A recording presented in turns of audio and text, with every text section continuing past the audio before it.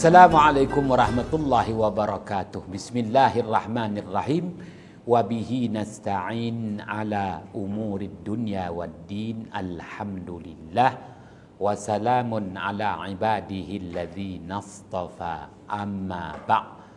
Hadirin yang dirahmati Allah, bertemu kembali dalam membicarakan kitab Al-Azminatu wal-Amkinatu, nilai-nilai zaman dan nilai-nilai tempat, karangan Asy-Syaikh Al-Imam Al-Marzuqi, wafat pada tahun 421 Hijriyah. Kita masih lagi membicarakan pada halaman yang ke-23. Bismillahirrahmanirrahim. Qala musannifu rahimahullahu ta'ala wa nafa'ana bihi wa bi'ulumihi fid daraini amin. Wa minhu qawluhu ta'ala walal lailu sabiqun nahar mahmulun ala wajahaini. Al awwalu an yakuna al ma'na bisabaqi awwala iqbalihi wa akhira idbarin nahari. Athani an yakuna al ma'na akhira idbarin nahar wa awwala iqbalis subhi.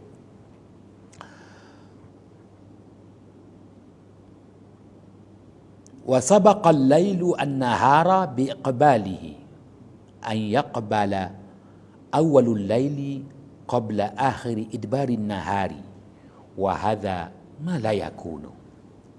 Artinya dijelaskan oleh Asy-Syaikh Al-Imam Al-Marzuqi dalam menafsirkan lagi potongan daripada firman Allah Subhanahu wa taala ayat 40 surah Yasin. Walal lailu sabiqun nahar. Tiada keperluan malam itu mendahului siang. Boleh diterima dengan dua wajah. Apa yang Allah maksudkan? Yang pertama, bahawa ada dua makna. Mendahului itu ialah mendahului detik awal permulaan malam. Detik awal permulaan malam itu yang selalu disebut telah tibalah waktunya, maknanya telah tibalah bermulanya malam hari. Dan detik akhir berlalunya siang. Sebaik sahaja terbenam matahari, berakhirlah waktu siang, dan disitulah bermulanya waktu malam. Maka disebut detik akhir berlalunya siang.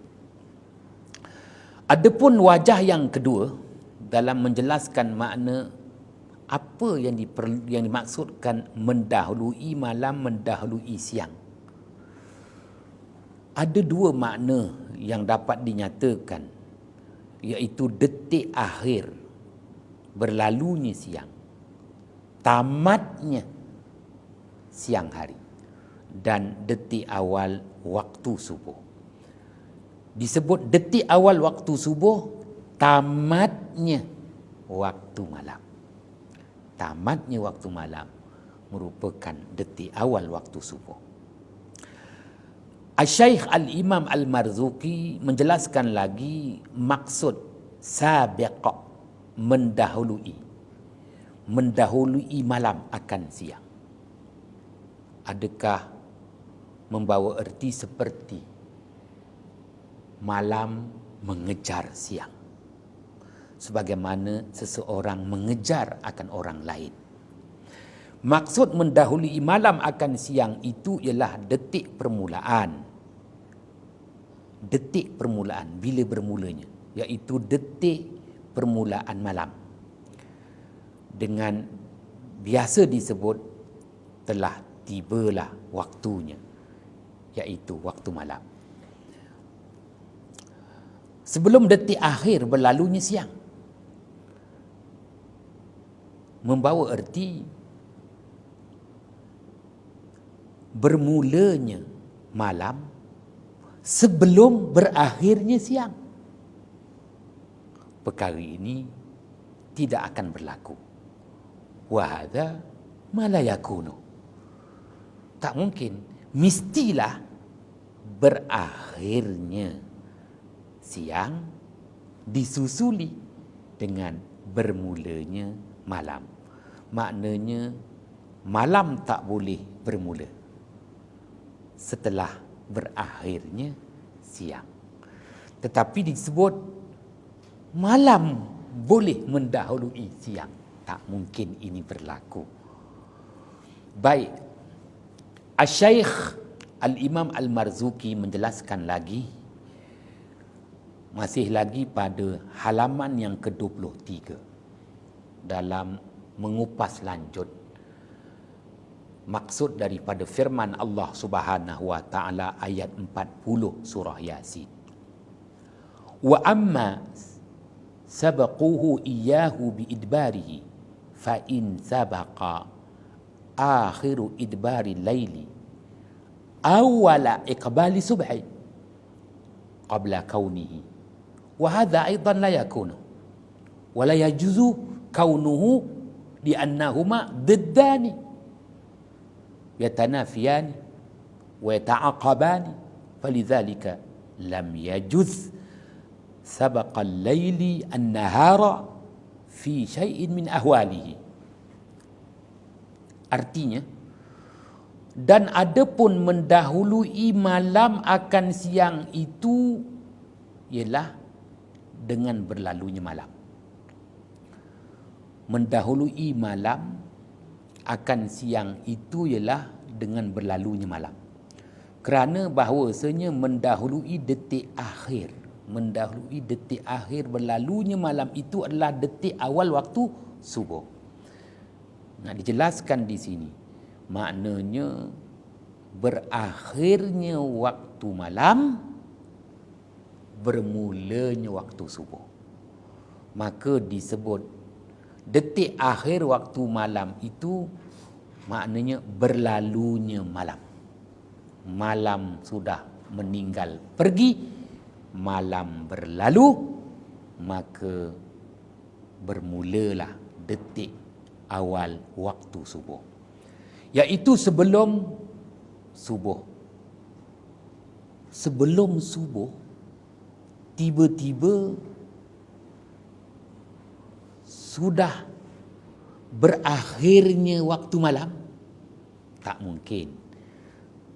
Subuh itu serentak, sebaik sahaja berakhirnya malam. Sebaik sahaja berakhirnya malam, bermulalah subuh. Mana boleh. Malam sudah berlalu begitu lama, subuh belum muncul lagi. Perkara ini juga tidak boleh berlaku. Wa hadza aidan la yakunu. Penjelasan daripada Asy-Syaikh Al-Imam Al-Marzuqi menjelaskan kepada kita, tak patut sekiranya manusia tergamak dalam membuat pindaan takwim. Nak dijelaskan di sini apa yang berlaku. Sebenarnya yang mudah kita fahami, bulan Ramadan, di situ ada kewajipan ibadah puasa. Dan bulan Ramadan berdasarkan ketetapan daripada hilal Ramadan, anak bulan Ramadan. Baik. Maka bulan Ramadan boleh berlangsung di bulan Januari. Kerana Januari berdasarkan gerakan ketara matahari. Bulan Ramadan boleh berlangsung di bulan Februari. Bulan Ramadan boleh berlangsung di bulan Mac. Bulan Ramadan boleh berlangsung di bulan April. Yang sering kita perkatakan kerana jumlah hari dalam setahun. Bagi takwim Hijri, jumlah harinya 354 hari. Takwim Masihi, jumlah harinya setahun 365 hari. Maka berlaku perbezaan 11 hari di antara takwim berasaskan matahari dengan takwim berasaskan bulan. Baiklah, maka takwim Masihi melebihi 11 hari, 365 hari. Takwim Hijri 354 hari.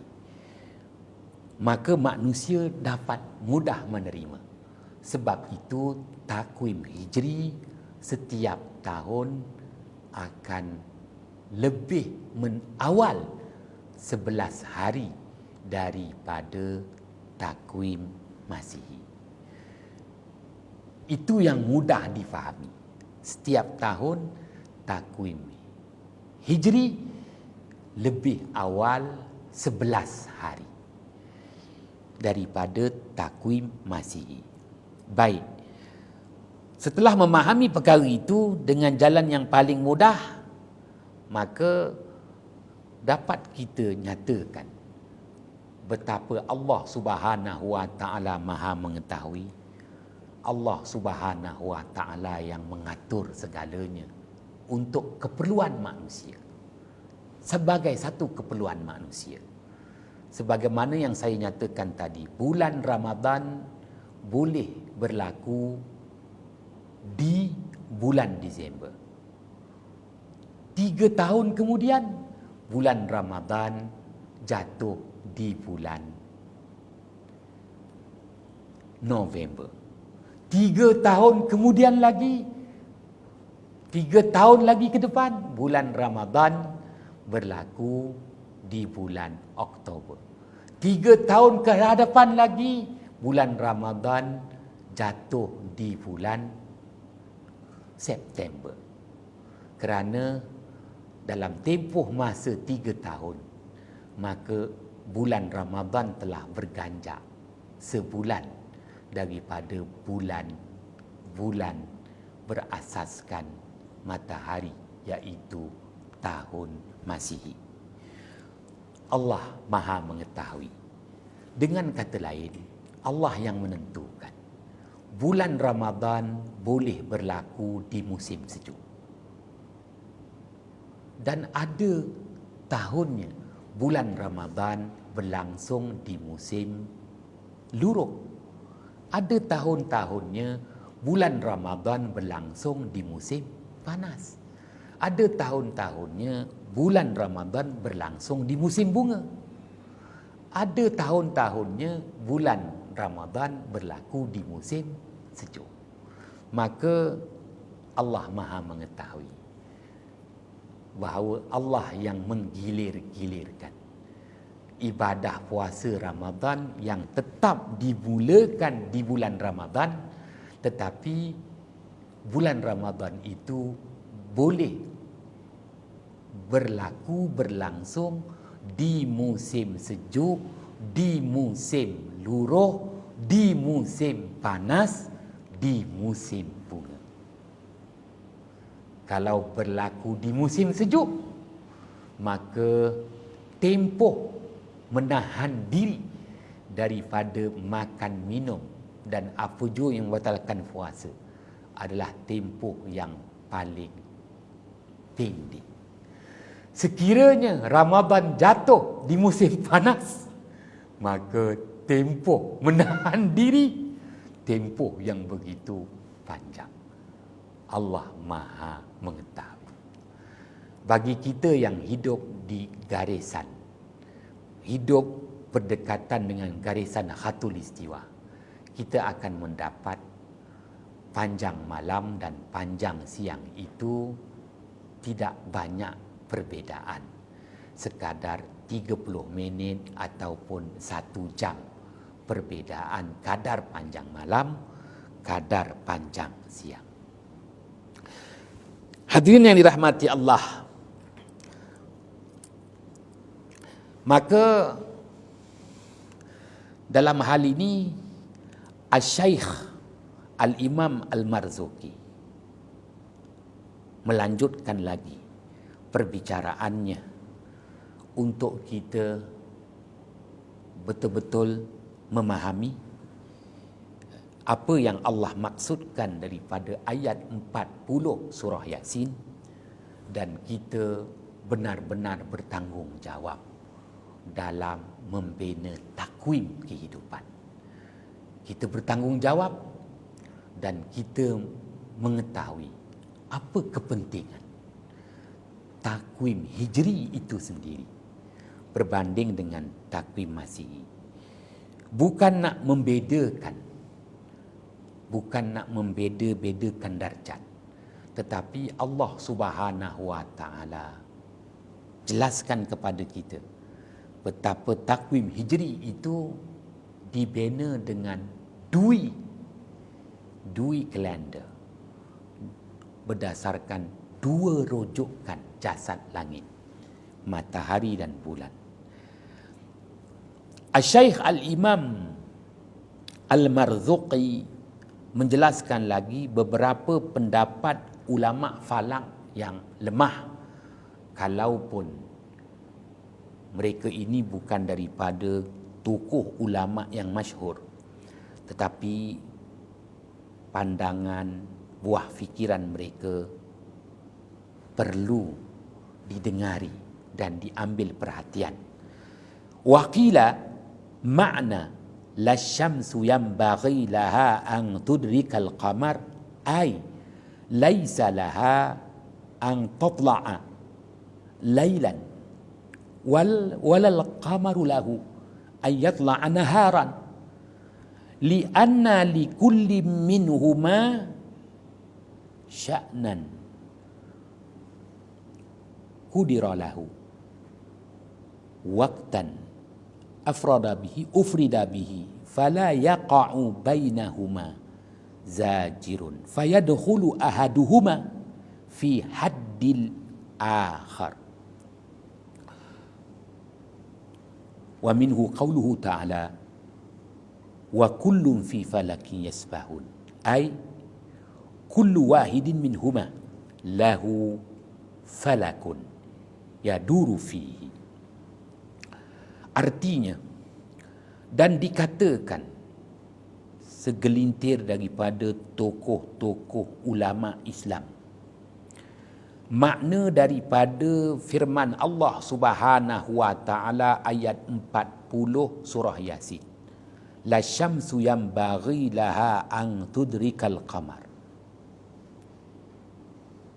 tidak perlu matahari itu mendapatkan bulan, yakni mendahului bulan. Tidak perlu.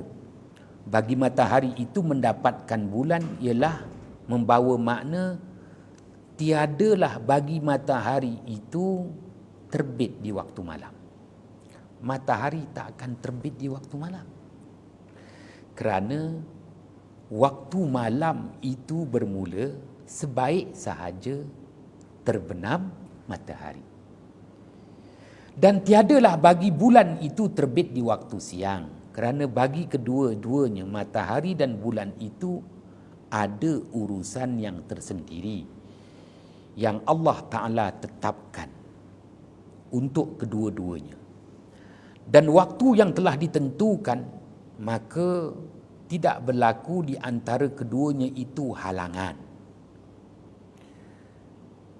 Membawa erti apa perlunya matahari itu mendahului bulan? maka bulan cuba menghalangi matahari. Apa perlunya? Ya, tak ada perlunya. Tidak ada wujudnya persaingan dan halangan. Maka mendahului salah satu daripada keduanya pada kedudukan yang lain. Menjelaskan sebagaimana yang Allah firmankan pada potongan terakhir ayat 40 surah Yasin. Wa kullum fi falakin yasbahun. Dan setiap satu daripada keduanya, matahari dan bulan itu, kedua-duanya beredar pada garis edaran masing-masing. Hadirin yang dirahmati Allah, ayat 40 surah Yasin, Allah Subhanahu wa taala menjelaskan kepada umat manusia yang diberi peluang menjalani hidup di muka bumi ini, bahawa bulan dan matahari yang dijadikan rujukan waktu kepada manusia. Matahari sebagai rujukan waktu harian, bulan sebagai rujukan waktu bulanan, maka digabungkan, maka wujudlah nilai tahunan. Maka itulah keperluan manusia meneruskan kehidupan. Maka di sini Asy-Syaikh Al-Imam Al-Marzuki mengajak kita untuk kita menggunakan ilmu mantik, falsafah dalam kita meletakkan nilai matahari dan nilai bulan. Ya. Oleh itu dalam ilmu mantik, ilmu falsafah, mensabitkan sesuatu zat, maka nak disabitkan sesuatu zat perlu ada di situ meletakkan kategorinya yang disebut nau'un, bahagian mana. Yang kedua, dalam meletakkan status sesuatu zat itu, maka perlu dikenal pasti jenisnya. Dan begitu juga di antara dua zat ada persamaan, ada perbezaan. Barulah kita dapat menghargai dan kita tidak salah guna terhadap diri zat yang Allah Subhanahu wa taala berikan kepada kita. Maka pada ayat 40 surah Yasin, Allah Subhanahu wa taala mendatangkan kepada kita dua zat, dua sifat. Dua zat yang dimaksudkan matahari dan bulan. Dua sifat yang dimaksudkan pula malam dan siang. Allah Subhanahu wa taala datangkan dulu tiga nilai. Pertama,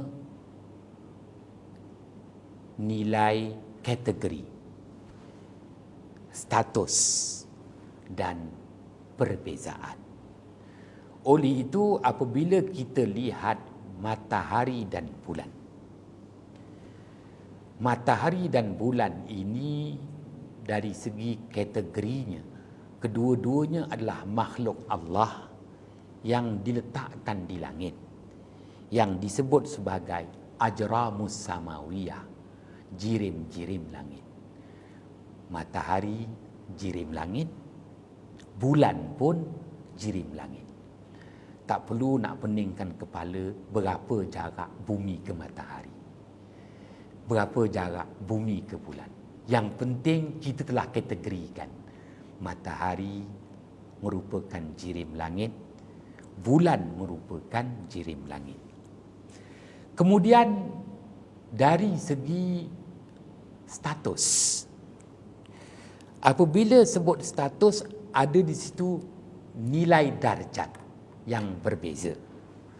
Kerana status bagi matahari itu, darjat bagi matahari itu ialah abdiya, matahari sebagai sumber cahaya. Maka cahaya matahari itu merupakan cahaya pancaran. Kerana matahari sumber cahaya. Berbeza dengan bulan. Bulan bukan sumber cahaya. Bulan merupakan makhluk Allah yang bijak dalam menerima cahaya dan membalikkan cahaya. Hebat bulan. Dia bukan sumber cahaya. Dia tak ada sumber. Dia trading saja. Tapi dialah yang kaya. Contoh Singapura. Dia pelabuhan. Dia trading sahaja. Ya, tapi dia lebih kaya daripada Malaysia. Apakan daya? Sumbernya dari Malaysia.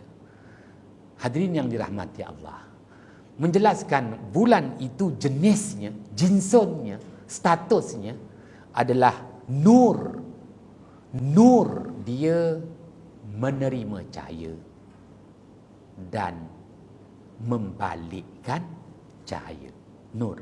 Maka disebut sinaran cahaya bulan. Pancaran cahaya matahari, sumber. Sinaran cahaya bulan, kerana bersinar. Kenapa bersinar? Hebat dalam membalikkan dan memantulkan cahaya sehingga terserlah sinarannya. Baik, kemudian setelah kita meletakkan dari segi kategori, status, naon, jinsun, kali ini perhatikan di mana titik pertemuan matahari dan bulan dan di mana pemisah matahari dan bulan. Maka kita sedia maklum, matahari itu cahayanya dia, iaitu cahaya pancaran, sumber cahaya. Sebab itu satu keperluan bahawa setiap hari kita perlukan sumber yang Allah dah tentukan, sumber rezeki, ya, dan Allah salurkan rezeki melalui pancaran cahaya matahari. Maka pancaran cahaya matahari ini bersifat harian, hari-hari, hari demi hari, hari demi hari. Kerana itu keperluan rezeki.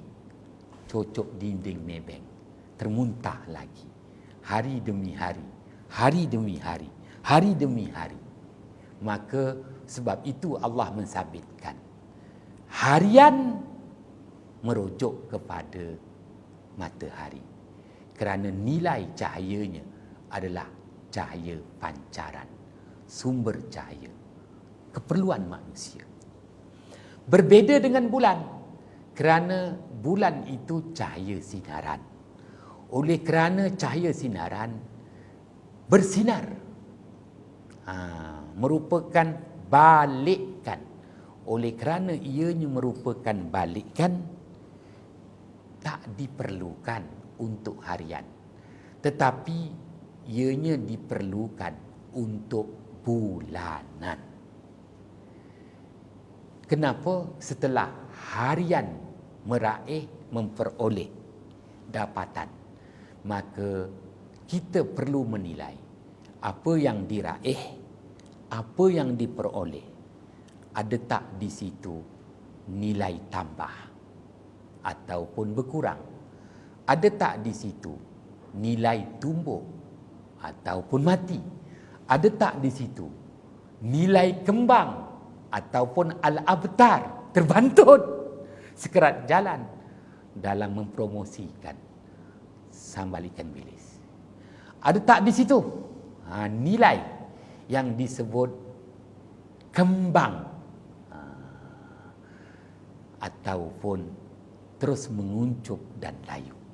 Maka ianya adalah keperluan bulanan, membawa erti keperluan harian matahari, keperluan bulanan si bulan itu sendiri. Allah gabungkan dua jasad, dua jirim langit ini bagi memenuhi keperluan manusia selagi mana manusia menjalani hidup di muka bumi. Hadirin yang dirahmati Allah, menjelaskan kedudukan ini, maka Allah Subhanahu wa taala akhiri ayat 40 surah Yasin itu dengan firman-Nya, wa kullum fi falakin yasbahun. Setiap jasad langit, baik matahari yang paling besar dilihat oleh mata kasar, begitu juga bulan yang agak kecil sedikit berbanding dengan matahari, kedua-duanya itu beredar pada garis edaran masing-masing. Tiada wujud saingan antara matahari dan bulan. Tak ada satu keperluan matahari mendahului bulan, tak perlu. Maka yang jelas, matahari ada kelebihannya tersendiri, keistimewaan tersendiri, keutamaannya tersendiri. Begitu juga bulan ada kelebihan, keistimewaan, keutamaan. Inilah yang mudah dijelaskan dalam masyarakat Melayu, bahawa setiap makhluk yang Allah Subhanahu wa taala ciptakan, setiap makhluk itu dilahirkan dengan 3 nilai: kelebihan, keistimewaan, keutamaan. Lahirnya saya sebagai seorang hamba Allah ada keistimewaan yang Allah Subhanahu wa taala berikan pada diri saya. Keistimewaan membawa erti kelahiran saya tak sia-sia. Keistimewaannya tersendiri menunjukkan ada habuan rezeki yang Allah sediakan untuk saya. Kelebihan membawa erti jika dibandingkan saya dengan orang lain, ada yang mana Allah lebihkan habuan untuk saya berbanding dengan orang lain, ada yang mana Allah kurangkan habuan untuk saya pada yang lain. Manakala keutamaan, ya, Allah Maha Pengasih, Allah Maha Penyayang.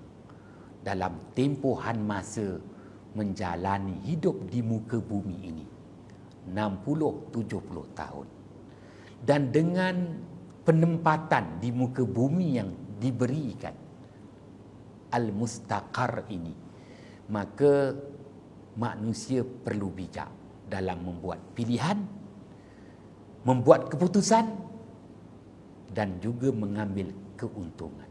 Mengambil di situ keputusan. 3, pilihan, keputusan, tindakan. Dalam membuat pilihan, mana yang perlu diutamakan.